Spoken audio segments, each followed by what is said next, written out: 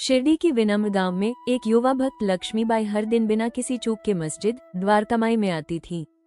उनकी भेंट सरल लेकिन हृदय से थी। वो हर रोज गहरे पत्थर के तेल के दियों को साफ करती, उनमें ताज़ा तेल भरती और बत्ती जलाती थी।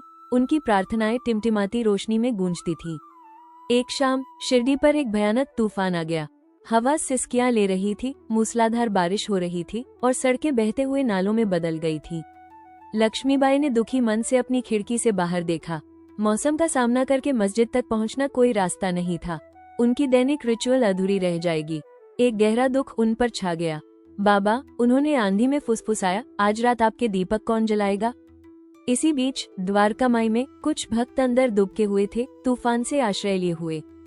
उन्होंने देखा कि साईं बाबा बाहर की अफरा-तफरी से अविचलित पवित्र धूनी की अंगारों को हिला रहे थे। अचानक बाबा खड़े हुए।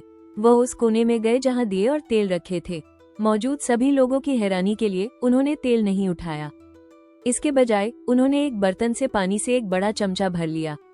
भक्त हैरानी से चुपचाप देखते रहे। बाबा ने चमचे पर कुछ पवित्र शब्दों का जाप किया।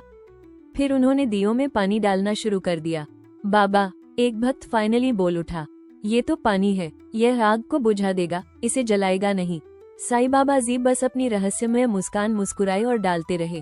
उन्होंने हर दिया पानी से ऊपर तक भर दिया। फिर उन्होंने एक बत्ती ली, उसे पानी से भरे दिए में रखा और एक माचिस जलाई। मस्जिद में एक सामूहिक हौंफती हुई सांस गूंज उठी। जैसे ही माचिस ने बत्ती को छुआ, एक साफ चमकदार लौ ऊपर उठी और लगातार जलने लगी। एक एक करके बाबा ने हर दिया पानी को ईंधन के रूप में इस्तेमाल करके जला दिया। द्वारकामाई एक दिव्य सुनहरी चमक से जगमगा उठी, जो पहले कभी नहीं हुई थी। अपने घर में लक्ष्मीबाई निराशा से व्यथित हृदय के साथ आखिरकार एक बेचैन नींद में सो गईं। उन्होंने द्वारकामाई का सपना देखा और उनके सपने में उन्होंने सभी दियों को शानदार ढंग से जलते हुए देखा और बाबा स्वयं उन्हें देखकर मुस्कुरा रहे थे।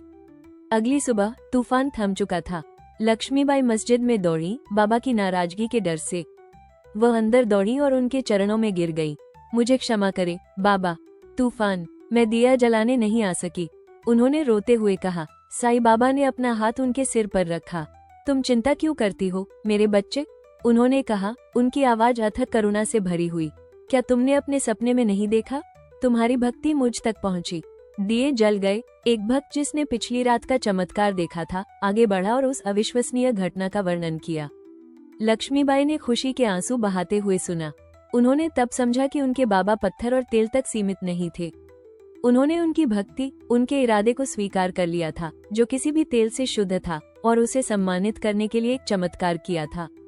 इस चमत्कार ने सभी को एक गहरा सबक सिखाया। सच्चे भक्त के लिए गुरु की कृपा से आशीर्वाद मिलने पर पानी भी जल सकता है।